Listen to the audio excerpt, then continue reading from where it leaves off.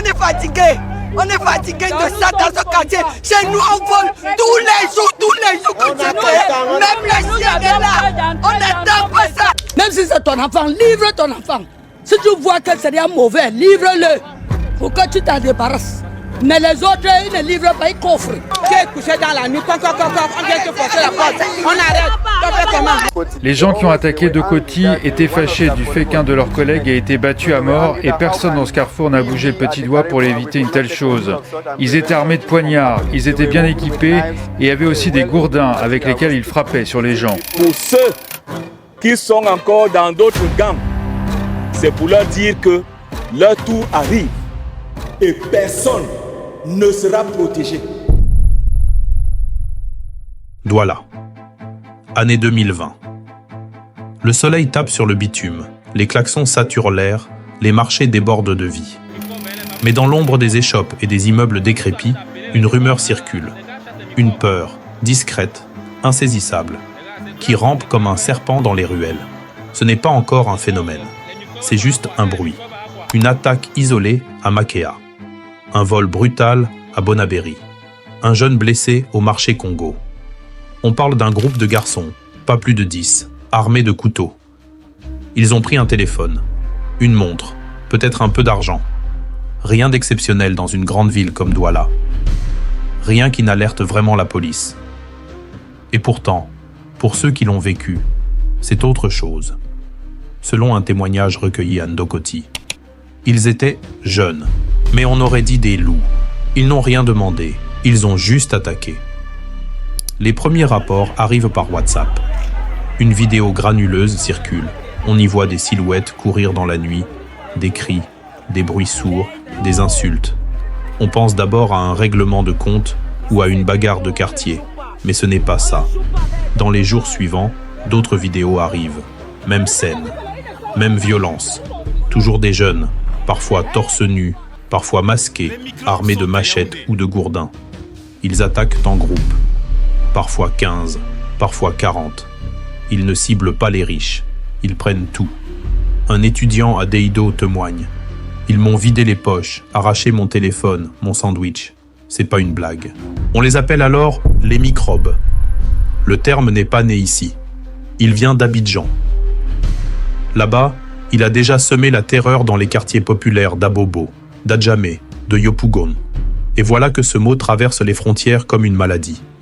Et comme un virus, il trouve un terrain fertile, un corps affaibli, une société prête à l'implosion. Mais à l'époque, les autorités minimisent. Ce sont des délinquants isolés, sous drogue. C'est la version officielle. Pourtant, dans les quartiers, on ne parle plus d'individus. On parle de groupes, de meutes, de stratégies. Certains ferment leurs boutiques à 17h. D'autres n'osent plus sortir sans armes. Douala commence à trembler, mais personne ne veut le dire à voix haute. Le phénomène s'amplifie lentement. Chaque semaine apporte son lot de récits. Une femme poignardée à Bali, un vieux roué de coups à Besseng, une attaque au marché central. Les médias hésitent à en parler. Eddie Michel se remet à peine de ses blessures. Il est l'une des victimes de ces microbes. Ce sont les différents scanners. Des scanners et autres examens médicaux effectués suite à son agression par 4 adolescents un mois auparavant. Sur son corps, les traces bien visibles des coups de poignard qu'il a reçus. Son bras gauche est même quasiment paralysé. J'avais emprunté une moto, j'étais passager. Je me fais donc heurter, mon pilote et moi, on se retrouve presque à terre.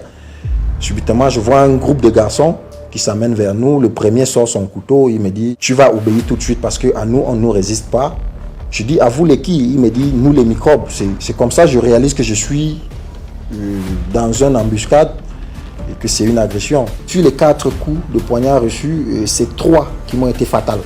La peur devient virale. À défaut d'une réaction officielle, la population s'organise. Les groupes d'alerte communautaires se créent.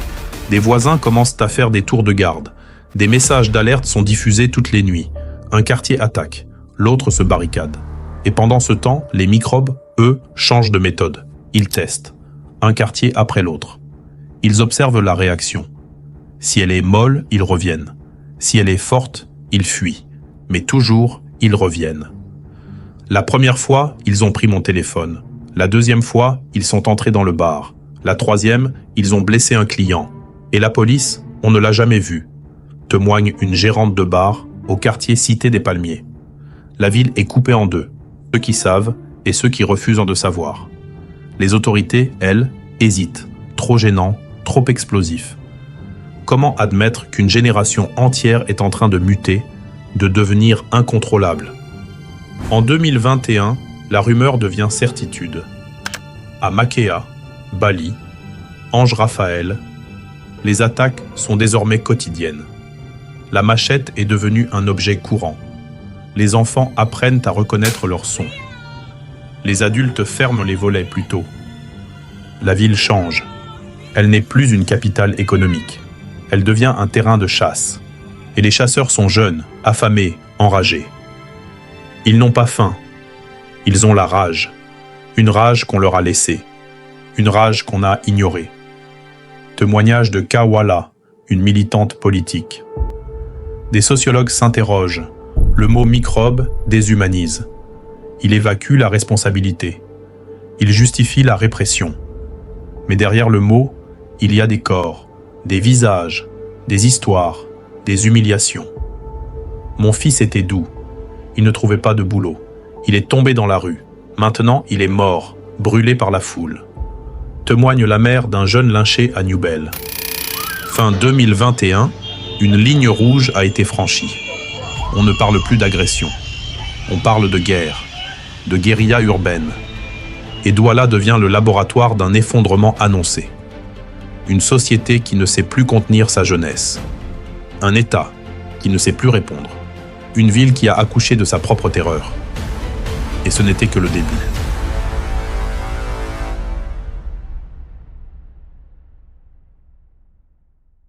Le soleil s'éteint lentement sur Douala. Il est 18h30. Ce qui était une ville vivante devient une carcasse.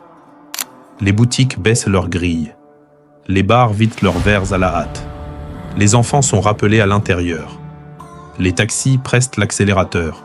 Il n'y a pas de décret officiel. Mais dans les quartiers populaires, un mot d'ordre silencieux circule. Ferme avant qu'ils arrivent. On ne sait jamais quand, ni où, mais on sait qu'ils reviendront. Les attaques se succèdent.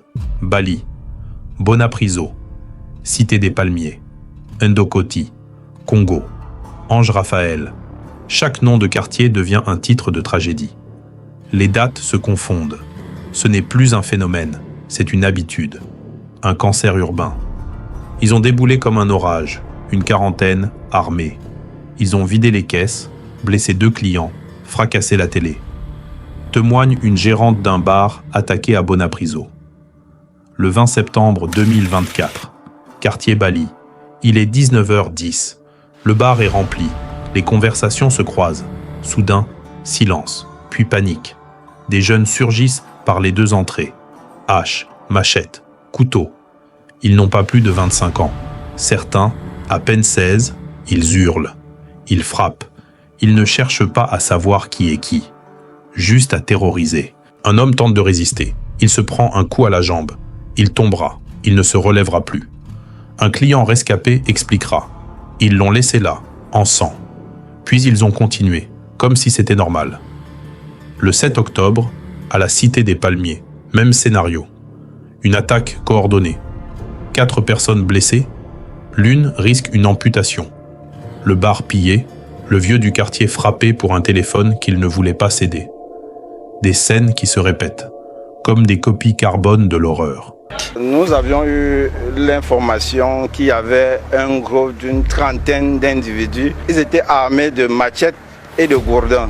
Quand nous sommes arrivés, on a constaté qu'ils avaient pillé le parking et une boutique de brocante qui se trouvait à côté. Toujours la même mécanique. Arriver en groupe. Dispersés stratégiquement. Un côté attaque, l'autre surveille. Les machettes brillent sous les réverbères défectueux.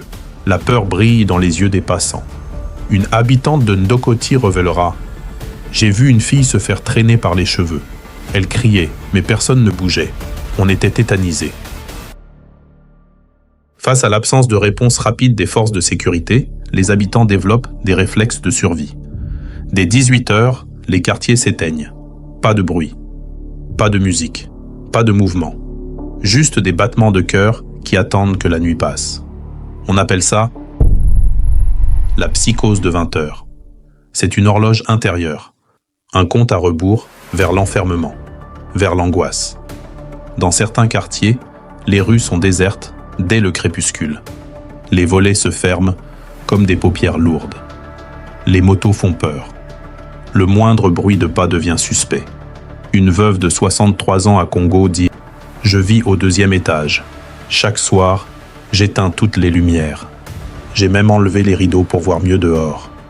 Je dors assise. » Les habitants s'organisent comme ils peuvent. Groupe de veille, sifflet en cas d'alerte. Certains dorment avec un gourdin sous l'oreiller. D'autres ont déménagé. Ceux qui restent espèrent que les microbes choisiront un autre quartier cette fois.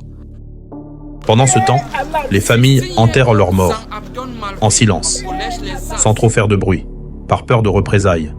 Car parfois, les microbes sont des enfants du quartier, des visages connus, d'anciens camarades d'école, des frères de délinquance, devenus soldats du vide.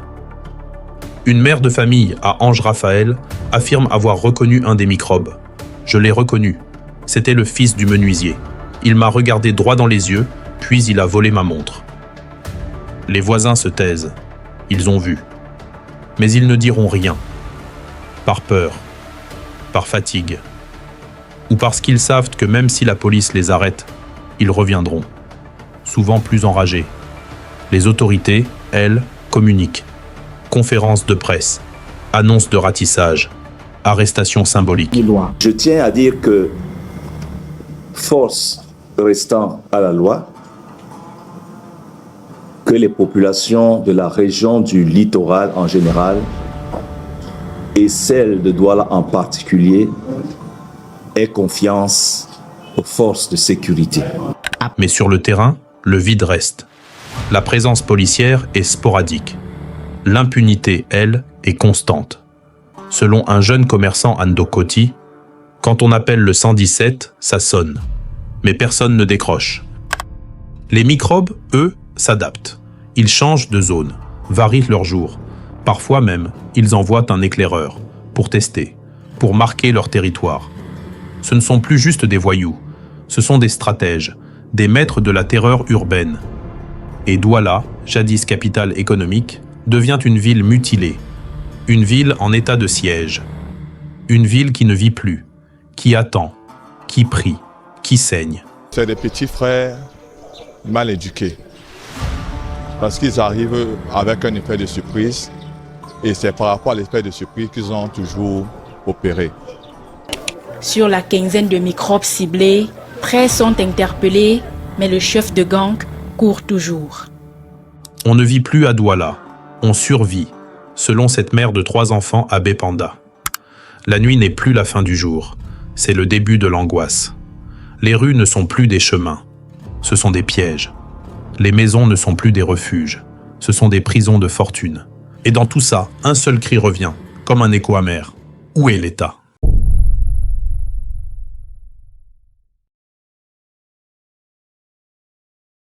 On agresse les gens avec les poings parce qu'on n'a pas parfois de quoi manger comme moi. Moi, c'est une aventure. Moi, je viens du Mali. Quand je suis sur ma moto, j'arrache les sacs. Ils ne portent pas de drapeau. Ils n'ont pas de revendications écrites, pas de discours. Ils sont juste là. Des visages d'enfants, des corps de guerre. Et dans leurs yeux, une lueur que personne ne veut regarder en face.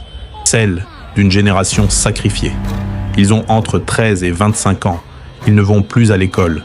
Ils ne travaillent pas. Ils ne cherchent même plus. Parce qu'il n'y a rien à chercher. On les croise dans les ruelles de Makea, de Ndokoti, de Bépanda.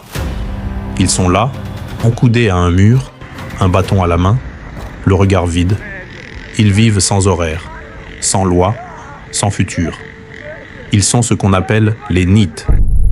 Not in education, employment or training, ni en classe, ni en stage, ni en emploi. Juste là, suspendus, oubliés, en masse.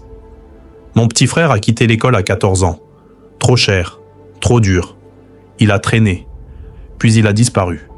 Aujourd'hui, je l'ai vu passer à la télé. Il tenait une machette. témoigne le grand frère d'un jeune devenu microbe. La crise économique n'a pas fait de prisonniers. Elle a balayé les bancs, les rêves, les bourses. Les parents survivent à peine. L'école n'a plus de sens. Les diplômes non plus. L'avenir est une promesse trop lointaine, trop fragile. La ville, elle, n'a rien à offrir, à part des rues. Et la rue, elle donne ce qu'elle a. La débrouille, l'humiliation, la violence.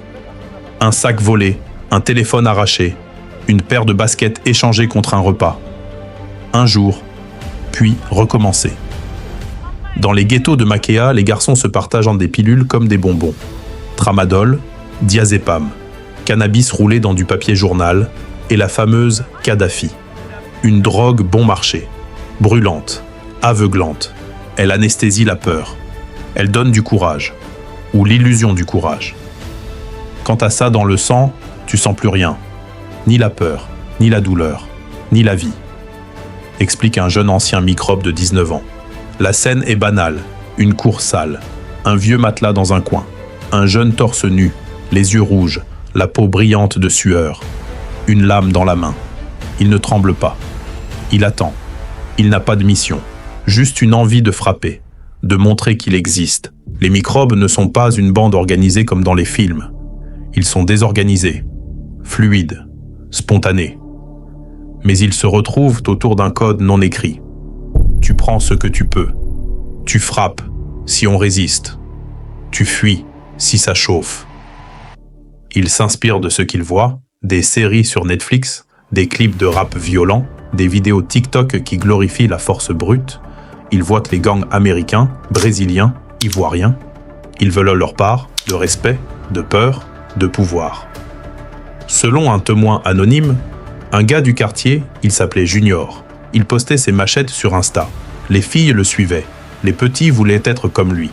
Jusqu'au jour où on l'a retrouvé découpé. Le désespoir n'a pas besoin d'école. Il apprend vite. Il forme mieux que n'importe quelle université. Il apprend à haïr, à survivre, à frapper avant d'être frappé. Le phénomène a pris de l'ampleur ces derniers temps. Le seul moyen qu'ont ces jeunes désœuvrés pour survivre selon l'un de ces microbes qui passe le plus clair de ses journées dans un fumoir du centre-ville. Les microbes sont divisés en plusieurs branches. Vous voyez, c'est une bande de drogués pour vous dire la vérité. Il y a beaucoup de jeunes qui ne font rien. Les sociétés qui sont aux alentours ne les emploient même pas. Mais on n'est pas là pour tuer les gens. On est là pour mettre l'ordre à notre façon. Quand on dit microbe, c'est un clan de personnes qui se battent normalement. Et dans cette spirale, tout devient logique. Frapper, c'est vivre. Voler, c'est respirer. Avoir peur, c'est mourir. Je préfère être un monstre qu'une victime. Mot griffonné sur un mur à Ndogbong. Les familles, elles, regardent. Souvent impuissantes, parfois complices, par peur ou par lassitude. Certaines mères cachent les machettes, d'autres ferment les yeux. Quelques-unes prient, mais beaucoup abandonnent. Si c'est ton enfant, livre ton enfant. Si tu vois que c'est mauvais, livre-le. Pour que tu t'en débarrasses. Mais les autres, ils ne livrent pas, ils coffrent. Ton enfant te voit t'agresse. Les services sociaux, absents. Les centres pour jeunes, fermés. Les ONG, débordés. L'État, en retrait. Et dans cette absence générale, la rue devient la seule école, la seule famille, la seule justice. Un ancien chef de groupe de jeunes à Makea dira « On est les enfants d'un pays qui nous a tourné le dos ». Alors ils errent, ils frappent, ils tuent parfois, pas toujours par haine, par réflexe, par conditionnement, par besoin de signifier quelque chose dans un monde qui ne leur donne aucun nom. Juste un surnom, microbe. Mais un microbe, c'est quoi? C'est invisible, c'est indésirable, c'est dangereux. Et c'est ainsi que le Cameroun a baptisé ses propres enfants.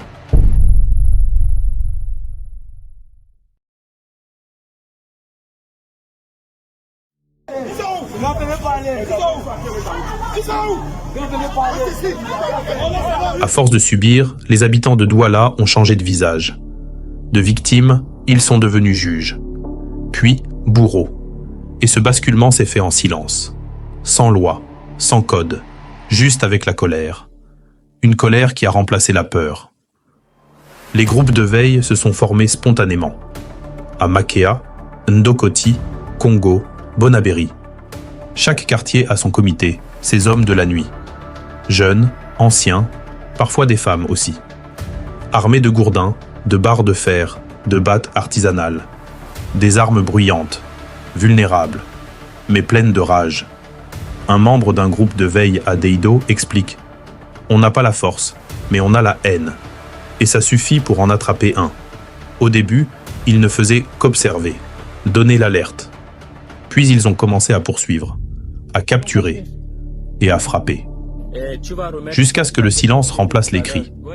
Jusqu'à ce que la terreur change de camp. Le premier cas de lynchage connu date de 2021. Un jeune d'à peine 17 ans, capturé à Bépanda après une tentative de vol sous menace de machette.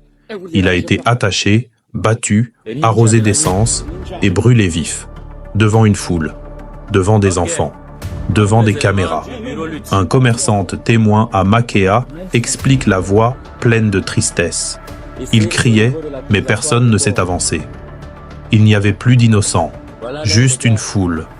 Depuis, la méthode s'est répandue. On capture, on filme, on punit, on diffuse. Ils nous montrent des machettes. Nous, on leur montre le feu. Témoigne un père de famille dont la fille a été blessée à Ndokoti. Ces exécutions sommaires deviennent des spectacles. La justice devient un acte public, un défoulement, un avertissement pour les autres microbes, mais aussi, inconsciemment, pour l'État. Les habitants n'hésitent pas à exprimer leur rage. Un membre d'un groupe de quartier dira « Puisque vous ne faites rien, nous allons le faire, à notre manière ». Le dilemme moral, lui, divise. Certains disent que c'est de la justice, d'autres parlent de barbarie. Mais tous s'accordent sur un point. Ils n'ont pas confiance dans les tribunaux. Tu remets un microbe à la police, 2 jours après, ils te regardent dans la rue avec le sourire. Témoignage d'un habitant de Bonapriso. Alors, on ne remet plus. On ne dénonce plus. On agit. En silence. En meute. Dans une rue de Makea, un après-midi de mars 2023, un groupe de jeunes identifie un présumé microbe. Il aurait participé à un vol le matin même. Pas de questions, pas de procès. Ils le prennent. Ils le traînent au sol. Ils le frappent avec des briques, une barre de fer, une pierre. Ils hurlent. Des enfants regardent. Une femme pleure, sans intervenir. Je ne sais pas s'il l'a vraiment fait. Mais ce jour-là, personne ne cherchait la vérité. Selon un jeune témoin. Les cris s'éteignent. La foule se disperse. Il n'y a pas d'enquête, pas d'arrestation, juste une rumeur qui circule. Un microbe de moins. Certains microbes repentis racontent cette peur nouvelle. Avant, on volait et on courait. Maintenant, on peut mourir pour un regard. Dans les quartiers, la peur a changé de visage. Elle ne vient plus que des lames. Elle vient aussi des voisins, des commerçants, de ceux qui hier baissèrent les yeux et qui aujourd'hui prennent les armes. Mais cette justice populaire a un prix. Elle ronge les consciences. Elle crée une société où la vengeance remplace la loi, où la foule devient juge, jury et bourreau. Le pasteur d'une église à Bépanda indique « Quand on commence à brûler des jeunes sans procès, on s'approche de la fin de tout. » Je voudrais préciser que ce phénomène crée la panique au sein de la population et très souvent est comparé à beaucoup de choses autres.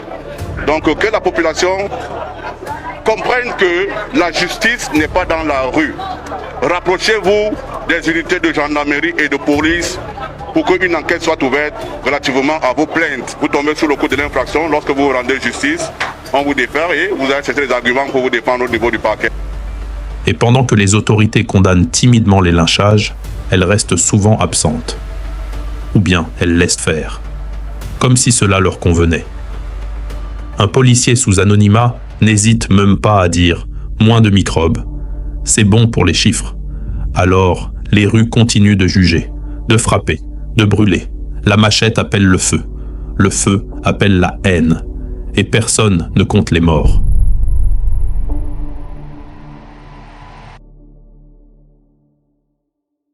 Il l'avait en promis. Des centres d'accueil, des formations, des opportunités pour tourner la page. Mais à Douala, la page est restée collée à la douleur. Les promesses de réinsertion ont fait grand bruit dans les médias. Sur le terrain, elles ont laissé du silence et du vide. En 2021, le ministre de la Jeunesse annonçait un plan spécial de réintégration des jeunes en conflit avec la loi. Plusieurs dizaines de millions de francs CFA étaient soi-disant débloqués. Objectif : recruter, former, insérer. On parlait de menuiserie, de mécanique, d'agriculture urbaine. Mais sur le terrain, les éducateurs témoignent d'un autre décor. On a reçu 15 jeunes. On n'avait que 2 matelas. Aucun outil. Même pas une trousse de premiers soins. Témoigne un éducateur anonyme, à Douala 5e. Les centres de réinsertion n'ont pas survécu longtemps. Faute de financement. Faute de suivi. Faute de volonté réelle. Des programmes pilotes ont été lancés à Makea et à Bonamoussadi. Aucun n'a dépassé 6 mois d'activité réelle. Certains jeunes sont venus, 1-2 jours, puis sont repartis. Par manque de nourriture, par manque d'encadrement, par manque d'espoir. Ils nous promettent des formations, mais on n'a même pas de quoi manger. Selon un ancien microbe de 19 ans, la répression, elle, a été mieux organisée. Descente policière, arrestation, détention préventive. Mais sans avocat, sans accompagnement, sans projet de sortie, la récidive est quasi immédiate. Un jeune ex-détenu, libéré en mars 2023, dire « Tu sors de cellule, t'as faim, t'as honte. Tu retournes voler. » L'État dit faire ce qu'il peut. Les familles disent qu'il ne fait rien. Les éducateurs, eux, sont à bout. Dans certains centres, les murs parlent plus fort que les encadrants. On y lit des graffitis rageurs, des cris figés dans la peinture écaillée. « Je suis né pour souffrir. L'État nous a tués. » Un éducateur témoigne, regard éteint. On nous demande de réinsérer des jeunes. Mais comment avec rien? Dans un centre d'accueil abandonné à Ndogbong, les portes grincent. Le sol est jonché de papier. Les lits sont vides. Les moustiquaires déchirés. Il reste un tableau blanc sur lequel est écrit « Réinsertion, session 1, lundi 10h ». La craie date de plus d'1 an. Pendant ce temps, la jeunesse attend, ou désespère. Beaucoup retournent à la rue, au marché noir, à la drogue, à la violence. Comparé à la Côte d'Ivoire, le Cameroun est à la traîne. À Abidjan, des ONG en lien avec l'État ont réussi à insérer certains anciens microbes dans des programmes de formation. On nous a appris comment s'aimer l'haricot, le maïs, tomate, l'aubergine et ainsi que tous les cultures vivrières. Aujourd'hui, j'ai acquis beaucoup de connaissances en agriculture et quand demain je serai dans la vie active, je ferai un très grand champ d'haricots. Le succès est timide, mais réel. À Douala, rien de tel. Tout semble bloqué, figé. On préfère mettre des policiers dans la rue que des profs dans les quartiers.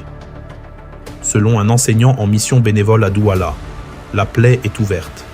Elle suppure. Mais aucun chirurgien ne se présente. Juste des policiers. Des discours. Des effets d'annonce. Ici, on soigne le feu avec de l'essence. Dira un responsable d'association. Et tant que l'on n'aura pas compris que la violence ne disparaît pas à coups de matraque, mais se désarme à coups d'opportunité, alors les jeunes continueront de tomber. Ou de tuer. Si cette histoire t'a touché, ne la laisse pas mourir dans le silence. Commente ce que tu ressens, ce que tu as vu, ce que tu as vécu. Partage cette vidéo pour que personne ne puisse dire « je ne savais pas ». Abonne-toi pour que la mémoire reste vivante et que la vérité ne soit plus enterrée sous le bruit. Car raconter, c'est déjà résister. Et refuser l'oubli, c'est choisir la justice.